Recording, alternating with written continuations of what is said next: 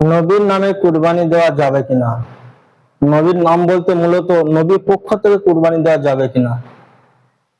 নবীর পক্ষ থেকে কুরবানি দেওয়া হলো মুস্তাহাব, দিলে সওয়াব হবে, না দিলে কোনো গুনাহ হবে না, তবে দেওয়াটাই উত্তম। স্বয়ং আল্লাহর হাবিব সাল্লাল্লাহু আলাইহি ওয়াসাল্লাম হযরত আলীকে ওসিয়াত করে গিয়েছিলেন, হে আলী, তুমি আমার মৃত্যুর পরে আমার পক্ষ থেকে কুরবানি করবে। হযরত আলী রাদিয়াল্লাহু তাআলা আনহু তাই করতেন। হাদিসটি এসেছে সুনানে আবু দাউদের 2790 নম্বর হাদিসে। হযরত আলী রাদিয়াল্লাহু আনহু বলেন, ইন্না রাসূলুল্লাহ সাল্লাল্লাহু আলাইহি ওয়াসাল্লাম আওসানি আন উদহিয়া আনহু ফানা উদহিয়া আনহু।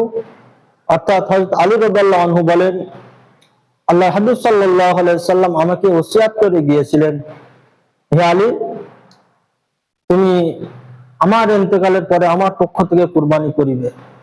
হযরত আলী রাদিয়াল্লাহু তাআলা আনহু বলেন, তাই আমি প্রতি বছর তার পক্ষ থেকে কুরবানি আদায় করি।